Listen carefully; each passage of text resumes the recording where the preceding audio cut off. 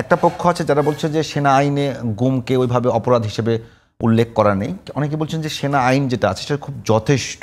এখন প্রশ্ন হলো যে বিতর্কটা তৈরি হচ্ছে যে সেনাবাহিনীর সাথে, সেনাবাহিনী তো বাংলাদেশেরই একটা অত্যন্ত গুরুত্বপূর্ণ পার্ট, তো এখন কি অন্য প্রতিষ্ঠানগুলোর সঙ্গে, সরকারের সঙ্গে বা অন্যান্য প্রতিষ্ঠান, সেনাবাহিনীর কি দূরত্ব কমানো হবে না বাড়ানো হবে?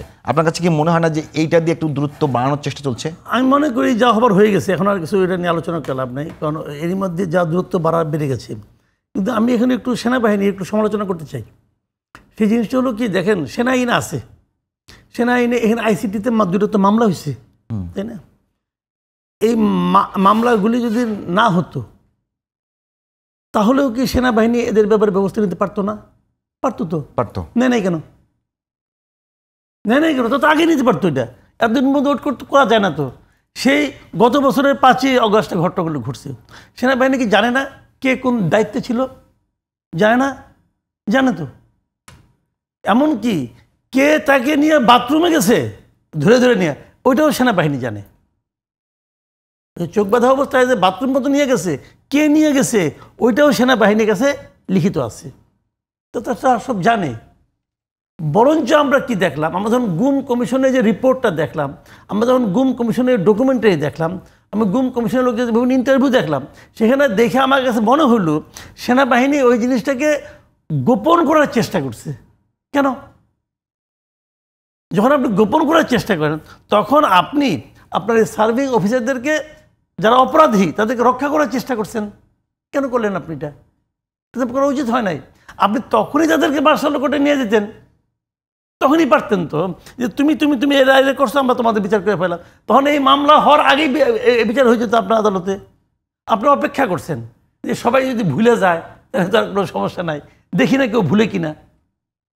আপনি সবার কাছে ভালো হইতে গেছেন, সবার কাছে ভালো হইতে যে পুরো বাহিনীটাকে আপনি প্রশ্নের মুখে দাঁড় করাই দিয়েছেন।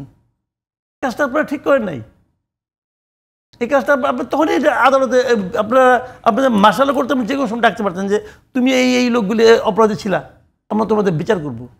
তো একজনকে তো 3বার হবে না বিচার, তো বিচার হয়ে যেত ওখানেই। তো এখন এইগুলি হলো কি জানেন, এখন যা হবার হয়ে গেছে এটা আপনি আবার ব্যাক করাইতে পারবেন না। এখানে তো আমরা তাজুল ইসলাম সাহেব যা বলছে, এই বলার মধ্যে ভাষারও ব্যাপার আছে। উনি একজন আইনজীবী, ওনারও একটু সতর্ক থাকা উচিত ছিল যে কার ব্যাপারে উনি কী বলতেছেন, কীভাবে বলতেছেন। যাই হোক, এগুলি যা বলার ওটা তো আমি ব্যাক করাতে পারবো না।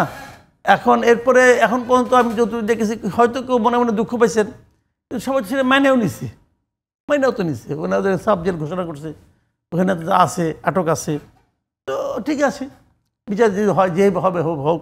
কারণ একটা জিনিস হলো কি, যে জিনিসটা হলো আপনার জাহিদুর রহমান যেটা বললেন যে আইসিটি আইনটাই এমন যে অবশ্য বলছে যে আপনার সংবিধানের সঙ্গে যদি বিরোধ হয় তাহলে না, সংবিধানের সঙ্গে বিরোধ হলে আইসিটি আইন টিকবে না, সংবিধানই টিকবে। সংবিধানের উপরে কোনো আইন নাই, মানে আমাদের প্রচলিত আইনের সঙ্গে বিরোধ। না প্লিজ, সংবিধানের সঙ্গে বিরোধ হলে সংবিধান না, টিকবে না। আমি একটু পড়ে শোনাই। আমি না যেটা কথা বলি না, সেই আইন কি টিকবে? না, তা কেমন হবে? না, তা তো হওয়ার কথা হয় না রে ভাই।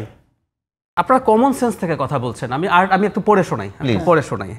আর্টিকেল 47 এর 3, এই সংবিধানে যাহা, আমি একটু দর্শকদের একটা ব্যাখ্যাটা দিই। সংবিধান কতগুলো আইনের হেফাজত করছে। ছোট উদাহরণ দিই, ভূমি অধিগ্রহণ, এটা নিয়ে যদি কোনো আইন হয়, আপনার জমিতে আমি জোর করে ধরে নিতে পারি না। আপনি কি দেখছেন কোনোদিন কেউ কোর্টে গিয়ে সরকারের বিরুদ্ধে জিততে পারে? ওই আইন তো আছে। আচ্ছা, একটু খেয়াল করেন, সরকারের যে ভূমি এখানে আছে, এই যে এখানে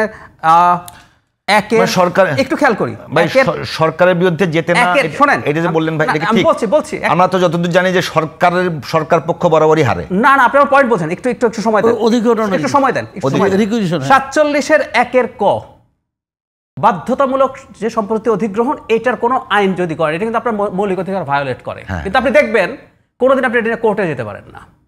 আপনার ক্ষতিপূরণ কম হয়েছে বলে যেতে পারেন, কিন্তু আমার এটা নেওয়া যাবে না। আপনার প্রাইভেট প্রপার্টি সরকার কিভাবে নেবে? এটা অপরাধ না? আপনার মৌলিক অধিকার ক্ষুণ্ণ হচ্ছে না? কিন্তু আর্টিকেল 47(1) এটাকে ক্লিয়ারলি ছাড় দেওয়া আছে, আপনি আইন করতে পারেন, মৌলিক অধিকার ভায়োলেট, কনস্টিটিউশন লিখে দিয়েছে। এবার আমি 3 পড়ি। 3-এ বলা হচ্ছে, একটু খেয়াল করেন, এই সংবিধানে যাহা বলা হইয়াছে তাহা সত্ত্বেও গণহত্যাজনিত অপরাধ, মানবতা বিরোধী অপরাধ বা যুদ্ধ অপরাধ এবং আন্তর্জাতিক আইনের অধীনে অন্যান্য অপরাধের জন্য কোনো সশস্ত্র বাহিনী বা প্রতিরক্ষা বাহিনী বা সহায়ক বাহিনীর সদস্য বা অন্য কোনো ব্যক্তি, সমষ্টি বা সংগঠন কিংবা যুদ্ধবন্দীকে আটক ইত্যাদি ইত্যাদির পরে বলা হচ্ছে কোন আইন বা আইনের বিধান এই সংবিধানের কোন বিধানের সহিত অসামঞ্জস্য বা তাহার পরিপন্থী এই কারণে বাতিল বা বেআইনি বলিয়া গণ্য হইবে না, কিংবা কখনো বাতিল বা বেআইনি হইয়াছে বলে গণ্য হইবে না। আমাদের কনস্টিটিউশন, আইসিটি কে এরকম আরো লিস্ট আছে, আপনারা 47টা পড়ে নিলেই হবে। কতিপয় আইনের হেফাজত লিখে দিয়েছে যে কিছু আইনকে সংবিধান তার উপরে স্থান দিচ্ছে। ফ্র্যাঙ্কলি স্পিকিং কথাটা এইরকম, এটা সংবিধানেই আছে। এর মধ্যে একটা তালিকা আছে কোন কোন আইনগুলো, এর মধ্যে এই আইনটা আছে। এটা যেমন ধরুন আপনি চার্জশিট দেওয়ার সাথে সাথে চাকরি চলে যাবে, এটা ফান্ডামেন্টাল রাইটস এর ভায়োলেশন। চার্জশিট মানে কি?